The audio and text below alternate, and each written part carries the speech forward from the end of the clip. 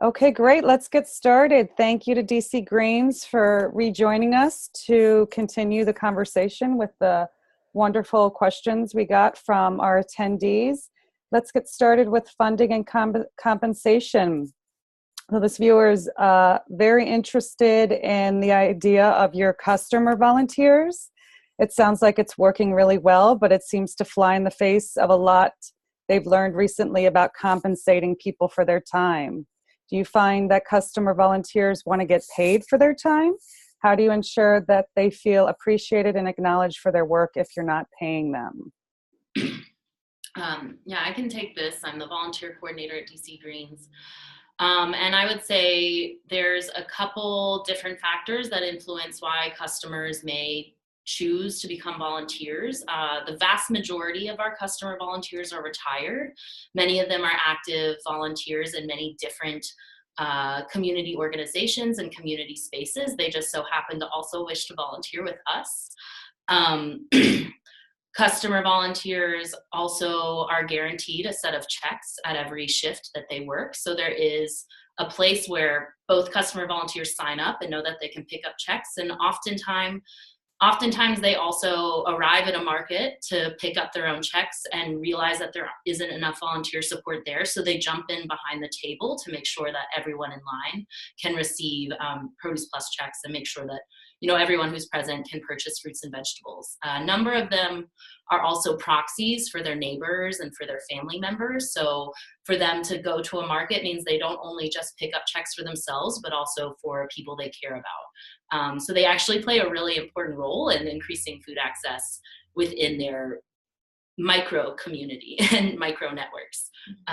Did I miss a point? I mean, we have, what is that? volunteer appreciation events. Oh, right. And then how do we make sure they feel appreciated? We hold an appreciation event at the end of the year. Folks come out to our farm in downtown DC and are served food, and we give out awards. Volunteer leaders are the folks who are assigned to a market every week and make sure that they are helping other volunteers distribute checks well and efficiently and providing great customer care.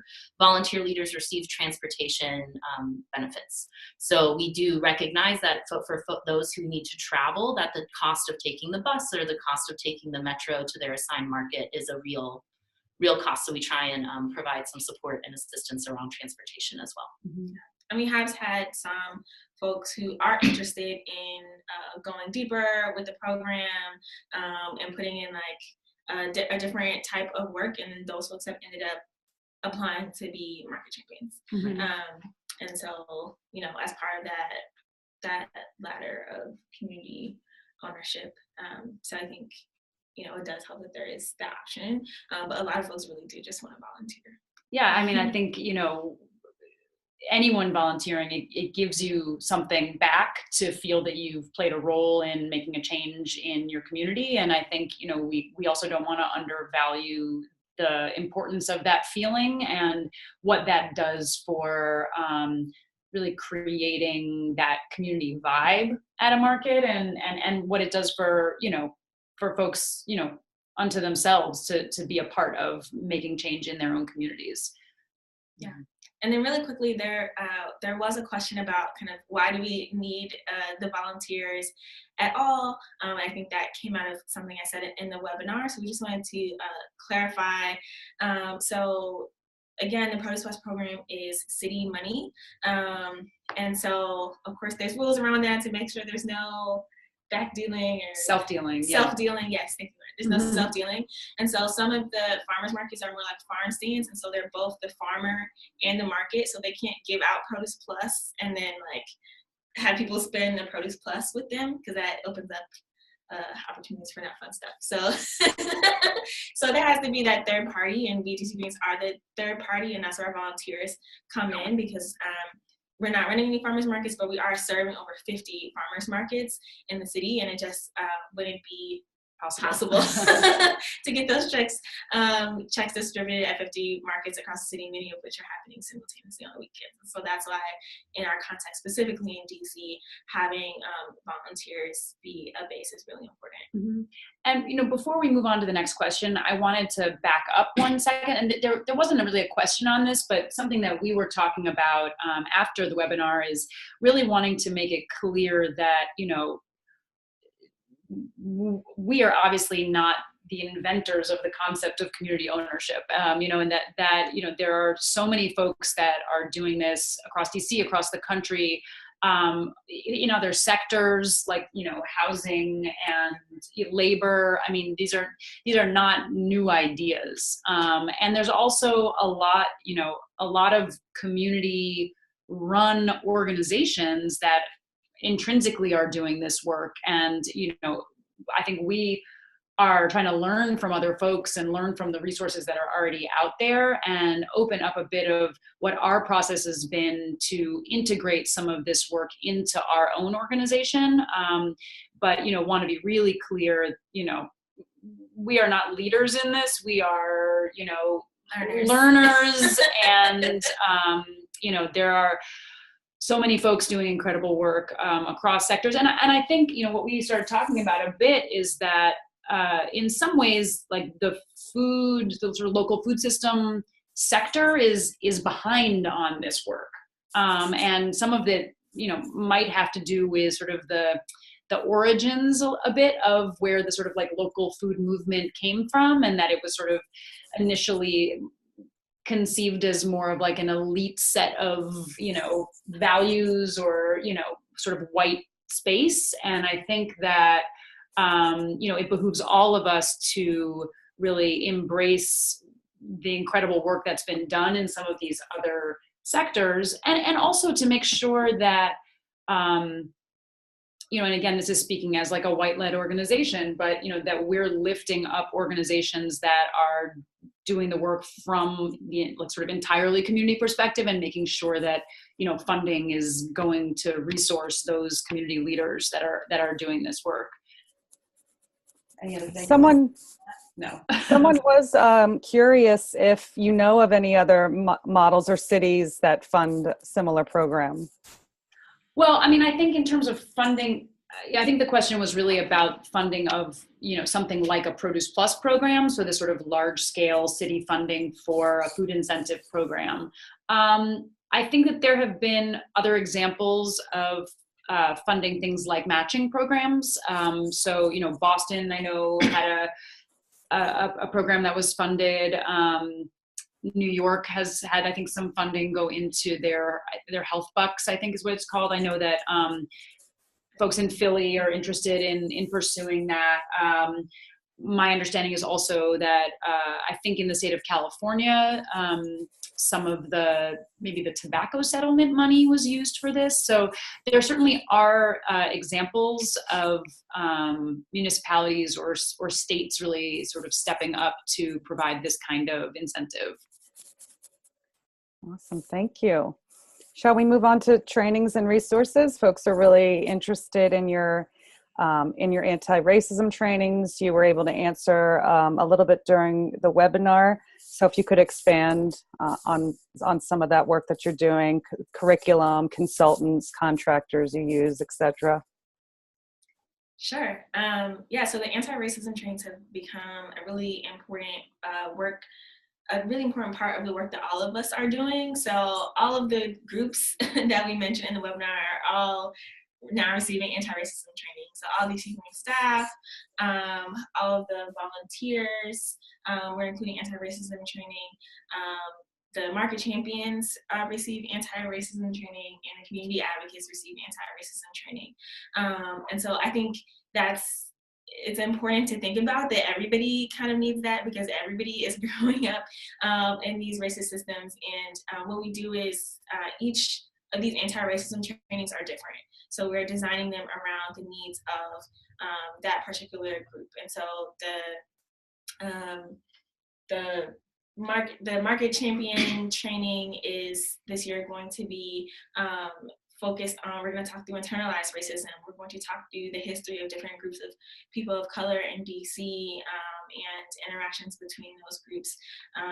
We're going to talk about the history of food and race in DC and how people get that conceptual overlook. We're like the community advocates. Yeah, it was really about internalized racism. We had a lot of conversations about that, and also just about how power plays out in various systems and what power looks like in the ways that we give that to other folks, and sort of talking about, I think, really drawing the connection between race and power has been really explicit in the community advocates trainings.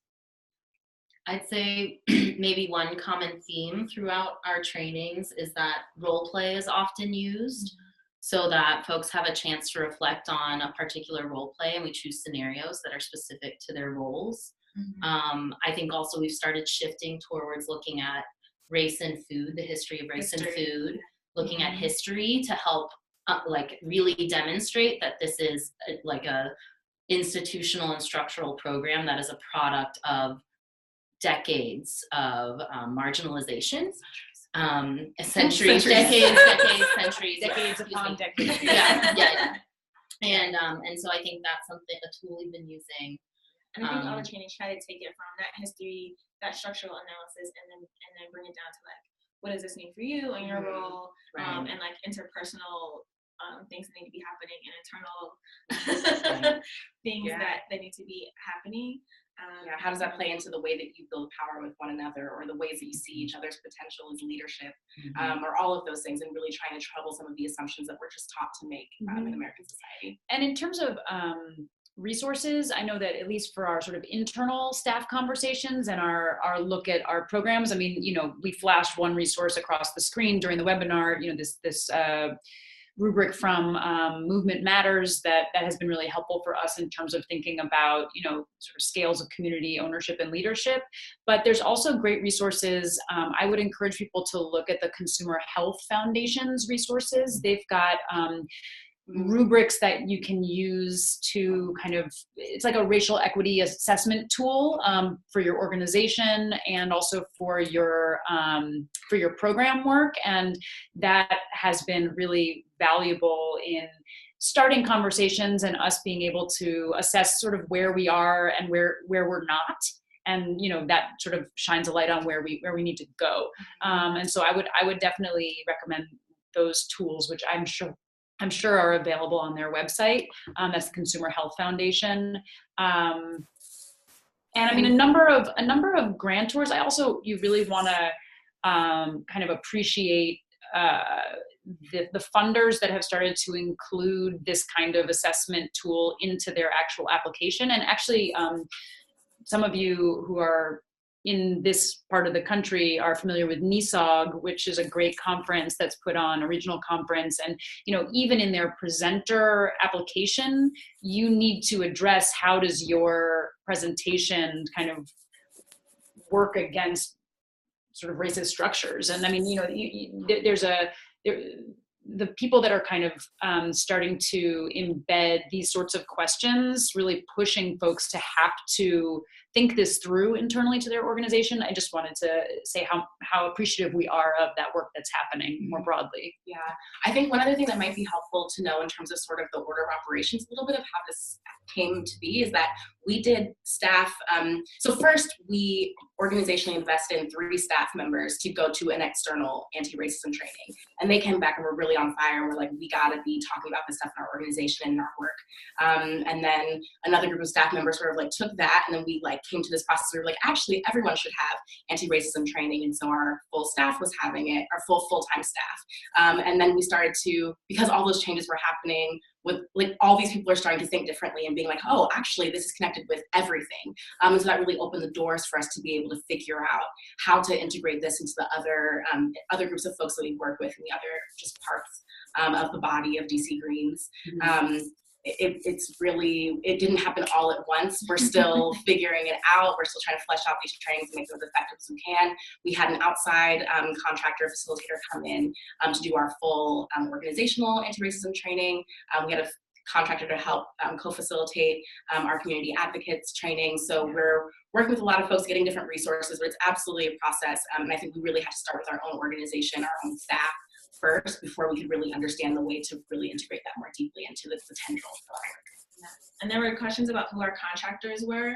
And again, we've used several different contractors. Actually, each of the different groups, the staff, the volunteers, the marketing community advocates have all actually used different anti-racism trainers because we're thinking about who's going to make sense for that specific group.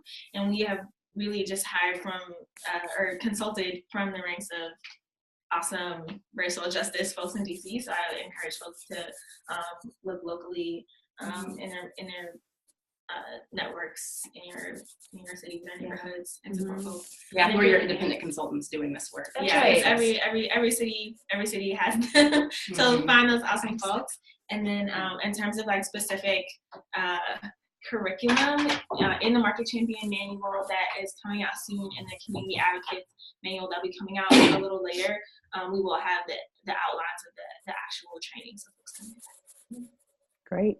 And I would encourage local folks to contact you if they have questions about specific local trainers that you might recommend.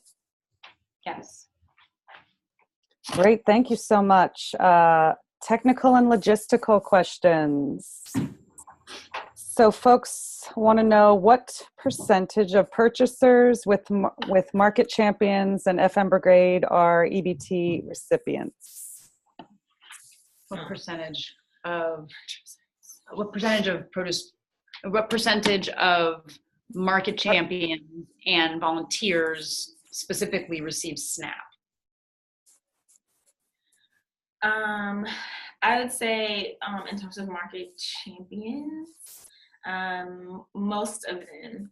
I'm not sure we have that exact information because there are a lot of different programs that qualify for Produce Plus, such as Medicaid, but in DC we have a pretty one-to-one ratio qualifications for those programs, and all of the Market Champions are Produce Plus. Yeah. Mm-hmm. Yeah, I don't have that stat for volunteers. Yeah. Thank you. I'm not sure if maybe the question could be about like what percentage of like farmers market customers in DC are receiving SNAP, but if so, I would say it definitely really varies across markets. And I guess the important context for DC is like we have a lot of farmers markets. It's important to understand all the stuff we're talking about. There's over 50 farmers markets. They're all spread across the city. And, you know, like most cities, DC is like pretty highly segregated, but perhaps unlike most cities, we do have a lot of farmers markets in the low-income neighborhoods of DC and the predominantly Black and Latino neighborhoods of DC. And so some markets, it might be a small percentage of folks. Some markets, it's more closer to 100% of folks are receiving Produce Plus and therefore, you know, might be qualified for SNAP. So what's the rationale for Produce Plus with the mandatory requirement for volunteers? Can't the staff do the same thing, somebody asked? Yeah, so that's what Dominique was sort of referring to a bit in her earlier answer. There is no mandatory requirement that volunteers have. You don't have to volunteer in order to receive Produce Plus. I want to make sure that people understood that. It is not necessary to volunteer in order to receive Produce Plus. There are some markets that are farm stands that require volunteers to be in place or some third party to be in place so that there's no perception of self-dealing at that market. Mm-hmm. And can you talk about your advocacy work done as a 501c3? Sure. So somebody asked, you know, are we doing our advocacy work as a 501c3? And the answer is yes. And I really want to encourage folks that are leading 501c3s to realize that you actually can spend a lot of time on advocacy, and you know, you can even spend a lot of time on lobbying. You know, I think there's a misperception that nonprofits are not allowed to do any lobbying work, and that's actually not true. There's a form that you have to fill out and send into the IRS to let them know that you are going to be doing some lobbying, and then they come back and give you a number. I think it's some percent of your overall budget that is the cap of what you are allowed to do in lobbying, but then you are allowed to do lobbying up to that amount. Also, there's a very, very clear set of litmus tests about whether what you're doing is lobbying or whether it's advocacy. And advocacy is absolutely allowed. And lobbying is allowed as long as you classify it as lobbying and report that to the IRS. So if people, Unlimited advocacy. yeah, you can advocate. And, again, the tests for what is considered lobbying are very clear and very narrow.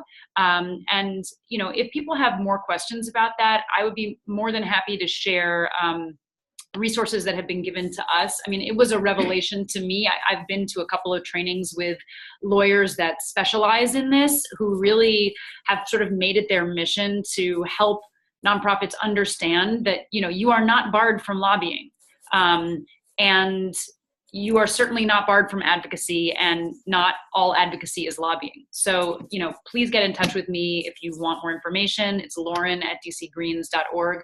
I think it's very important that all of us take advantage of the power that we have, and recognize that, we should really be using as much as we can in order to shift things, and not be afraid of leaning into that space. Great. Great information. Are y'all looking to replicate or scale up your model? Yeah, sure. So, this is part of why we were so excited to share on this webinar, because we have had a lot of success with our various models, volunteers, market champions, community advocates. And I will say specifically for market champions, I think that it's something that can be replicated, and probably somebody already is, doing something very similar, but it's something that can be replicated at farmers markets across the country, but also in other spaces as well. Something that we're looking into and hoping to move into in DC is taking the model and adjusting it to make it work for healthy corner stores here in our city, to work for community-owned grocery stores in our city, and have similar models where folks are supporting outreach for those spaces and helping create welcoming environments in those spaces, and helping customers navigate those spaces. So I think in terms of market champions, take that model. Yeah. With it. Yeah. And I mean, we mentioned the grocery walk in our presentation as well, which was a fantastic component that really, had a lot of community advocates behind it. And, that got some national coverage at the time. And I know that, Columbus, Ohio has reached out and is interested in planning a grocery walk. And Dominique has been helping to give them some technical assistance around that. So, I mean, I think we really hope that the things that we're learning can be shared. And again, that's why we were so excited to be able to do this webinar. I don't think that we have plans to sort of replicate ourselves across the country, but all of you are out there doing great work, and we all support each other in this movement. So absolutely. And you're not sure if you're having another grocery walk this year? Yeah, we're not sure about that, but we definitely are taking some steps to follow up, because again, we were able to get over 400 people out, build a lot of momentum and buzz, and we want to keep that going. And so we've taken several steps around that. Right after the grocery walk, we held that teach-in for people who went to the grocery walk to be able to take that next step and get information that they needed to get involved, which was all done 501c3 money. So being able to do a training like that to help people get involved in advocacy. And then this spring, then we collected really good data during the grocery walk. I think that was something that was key. I don't know if we talked about that in the webinar, but when people were signing up, we were collecting their information. We had canvassers at the grocery walk who were collecting people's information. And so for us, it's less about the grocery walk itself, and more about all the attention and ways that it was able to elevate the issue of DC, but also how what was important for us is being able to plug people into the food justice movement in DC. So we were able to collect hundreds and hundreds of people's information, and we've been following up with them. On Monday, we're having a lobbying training for interested folks from that contact list, who we're going to talk about all of the things that are on our our policy platform that we want to see happen in DC this year, things that we want to see funded in the DC city budget, and support those folks in lobbying around that. And then in the spring, we're really excited. This is election year for the city. So we're hosting a candidates food forum that we are very excited about. We think it's probably the first in DC, first thing of its kind in DC. Yeah. Mm-hmm. Yeah, I mean, and I think we're really trying to use some of the imagery from the grocery walk to sort of help keep that as keep the sort of momentum that was built from that to really elevate food as an issue area for our candidates as well. Fantastic. That's awesome. Our final category of questions is around change processes. How have efforts toward community ownership of programs been received by existing markets and vendors? What kind of farmers market coalition already existed? How do ambassadors communicate with customers? So that's a multi-part question. Just to lay the context, in DC, I think we're really lucky to have a very strong farmers market collaborative that's been operating for, 8 to 10 years now. Actually, yeah, I think it's like maybe even 10 or 11 years now, where, it was originally convened by DC Hunger Solutions and was, at that time really an attempt to bring together all of the farmers markets in the city to start talking about how food access could be actualized at the farmers markets. This was before there were SNAP terminals everywhere, but that has really created a very strong space for information sharing, and that I think that is a very important context piece for DC as well. I'm really glad someone asked that question because it allows for us to have citywide programs where they're,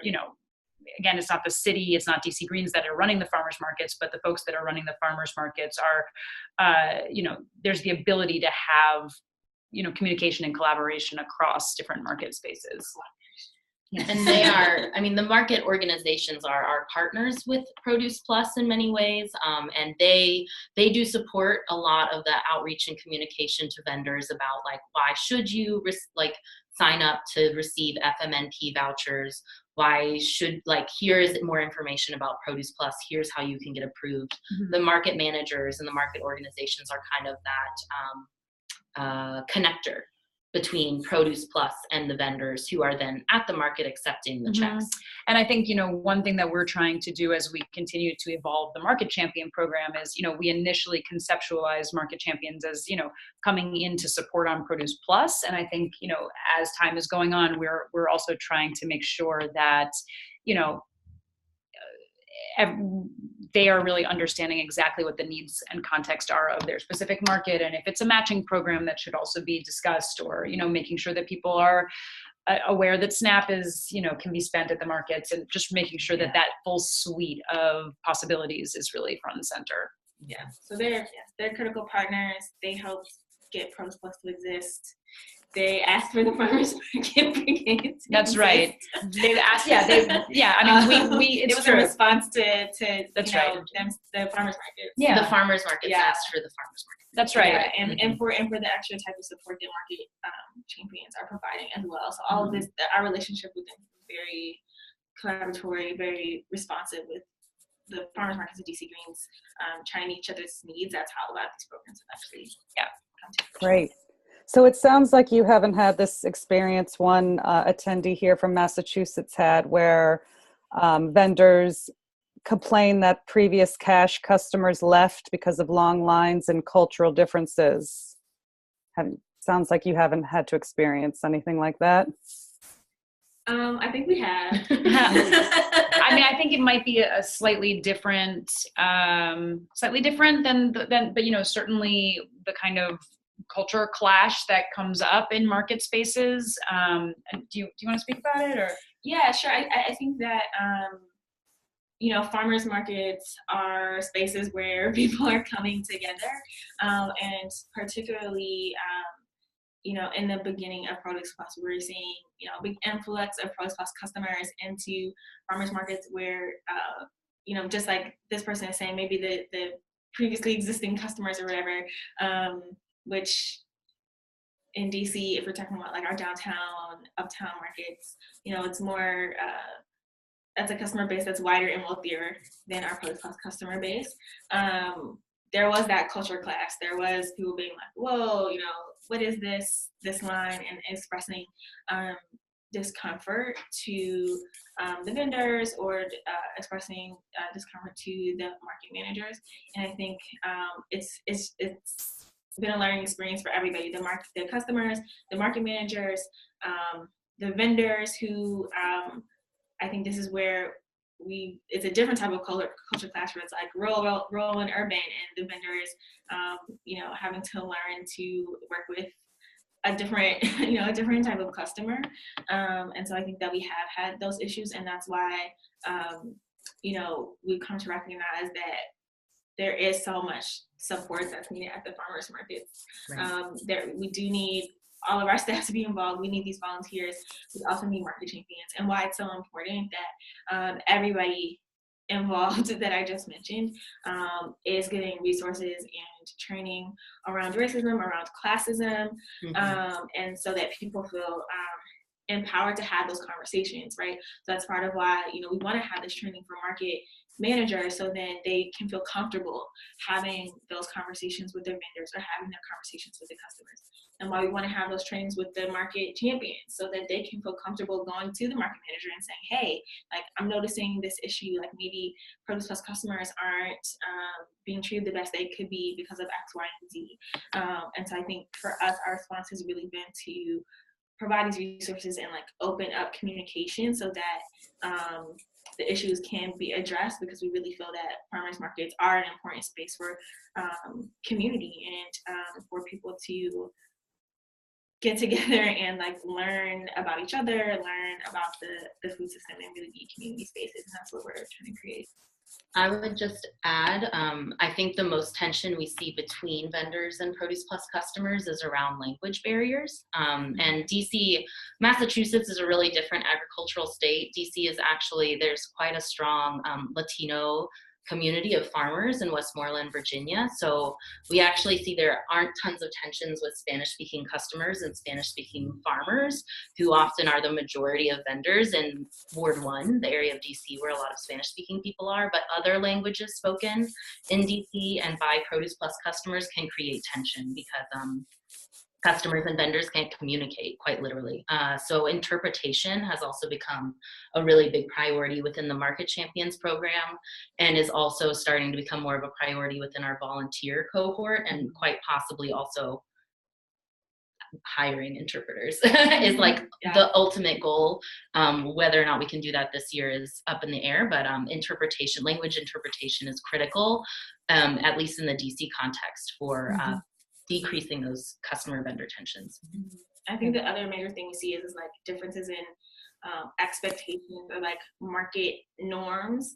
And so, you know, there might be a vendor that's like, you know, you shouldn't squeeze my apricots, or like whatever.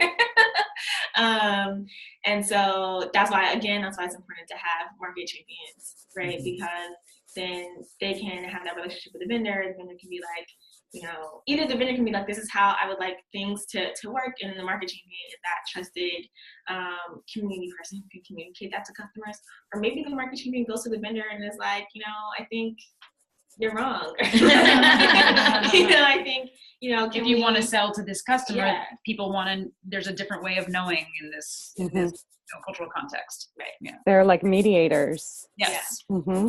Particularly in farmers markets that are in sort of like gentrifying or mixed neighborhoods. I think, you know, as Dominique was saying earlier, we have a lot of farmers markets that are located in low resource neighborhoods here, and those issues are less salient in you know, in markets that are predominantly, you know, people of color, or predominantly, you know, Chinese Americans. Couple more questions here. What were the biggest barriers getting community residents to trust your organization and work?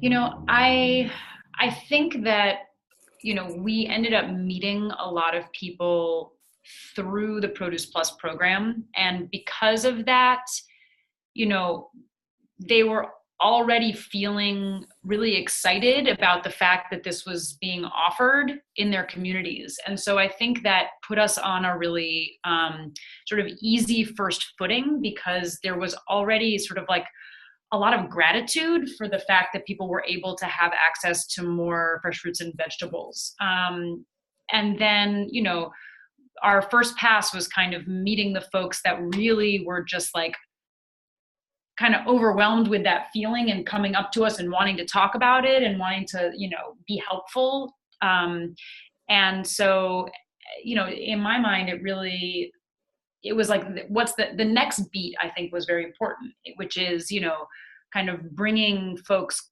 close into the organization, listening to people, learning from people, you know, letting our programs change and grow based on the kind of input and comments that people had. And I mean, I think that we are a staff that, you know, very much values kind of being human with each other and sort of like embracing each other's total humanity. And I think that, you know, that's just a really core value of our organization. And so I think that that really contributed to a lot of trust building. And then, you know, once you have kind of trusted ambassadors that trust you, then like it snowballs from there, because then they're already, you know, in positions of trust with other people. And then, you know, it kind of moves from there. I mean, anything to add to that? I guess I would just add that people are bringing like all their past experiences into the room. And I guess sometimes people might not have had the best experiences with other direct service programs. People might have been like treated poorly when they were, you know, trying to sign up for SNAP or whatever it is. And so I think that you have to, everything Lauren said, like you have to do that. You have to go that extra step, because there's just too many spaces in our world where low-income people are treated badly by organizations that are like getting paid to serve them. And so having to overcome that, like people's past experiences. One blunt thought that I have is that Produce Plus is an excellent marketable product. It's just an excellent product for people to hear about and then choose to take advantage of. Even though $10 doesn't sound like a lot, for folks who have time, particularly the senior citizen customers who have time to go to a farmer's market, wait in a line, pick up $10 in checks for themselves, $10 in checks for whoever they're a proxy for, and then they go to a second farmer's market that week to pick up another $10 of checks. I mean, that's just an excellent product, and it's not hard to sell people on it. So that also leaves the door very wide open. I think it can be difficult for folks with limited SNAP budgets to make that decision. Do I buy really affordable, stable, shelf pantry stable goods from the grocery store, or do I go spend that money at a farmer's market? And Produce Plus just brings real currency to the table for people. Awesome. Someone from DC government did have a question about the Urban Farming and Food Security Act. I don't know if you wanted to comment on, sounds like a land access program by which the government makes public property available for urban ag uses. Did you want to comment on that? I think that was Katie Raywalt, who's actually a close collaborator of ours on the Rooting DC forum and many other things. And I know that DC government, you know, is going to be opening up some parcels of land for farming, and I think Katie is, you know, and her team is very interested in making sure that there's very conscious kind of community ownership tactics, or just basically integrating community ownership into how these spaces are released. And, you know, from what I've seen of what DPR has done, for example, you know, in collaboration with Dreaming Out Loud around the Kelly Miller site, I mean, you know, sort of insisting on very broad, you know, community meetings where people are able to provide input and feedback. I mean, I think they're doing really great work. I don't know if you have any more things you wanted to add to that, but Can I go back to the trust question to answer on behalf of Asha? okay. Yeah. I think that the community advocates program is kind of like a different beast in terms of that, and what it takes with that is time, and patience, and like building relationships with people over time, and helping them build relationships with each other. And so, how long have the first cohort been with us? Like a year now? A year and a half, maybe. Yeah, and so I think we're at a really amazing place with the first group of people who went through that program, where we're really starting to be able to get into deeper nuances of issues and like be, like really open the door on the details of like power balances and like existing relationships within government and all these different sectors, because Asha has taken the time to build relationships with people, to like answer every question, to like trust them, give them the freedom to like express themselves freely and say what they want to say in these different community spaces. And so they just need the time to see that she's going to show up for them again and again. She's going to back them up again and again. And so, yeah. Classic relationship building. Yeah. That's all. Yeah. And the three of us have varying levels of availability to the people we work with, but I know I get personal phone calls on my personal cell phone fairly frequently from volunteers, particularly those who are our customer volunteers. They're the ones who are like the most invested, and they're the ones that are going to beat down our door to be like, hey, I have this question, I need you to answer it because I want to do my job well. Whereas a lot of our other volunteers are more comfortable with email, or have a different relationship to the urgency around making sure the program is going positively. And so I know that all three of us spend a lot of time kind of counseling, mentoring, really being present and supportive. A lot of time on the phone. You just on a professional level and on a personal level, which is hard, which is hard work. But it's definitely, all three of us have different levels of engagement like that. With the community advocates, she just has to answer. She just has to answer all their calls, all their questions about everything, and being like open to feedback. Because there've been times when they've been like, we felt like you didn't give us this information, like we felt like you weren't honest about this or like whatever, and like you just have to be like, okay. I hear you, and like not replicate that power dynamic where it's like I am the college educated person and like I know the things, and like I'm teaching you and you're answering to me, because like that just like completely smashing that dynamic and making it like a mutually accountable relationship is how I think we build trust. Well, thank you so much for your commitment and your hard and incredible work. We really appreciate your time with us and the work that you're doing in the community. We deeply appreciate it. And thank you to all the attendees for all these wonderful questions. Thanks so much. And again, feel free to get in touch if you are desperate to hear more. We keep going on and on. Thanks. Great. Thanks.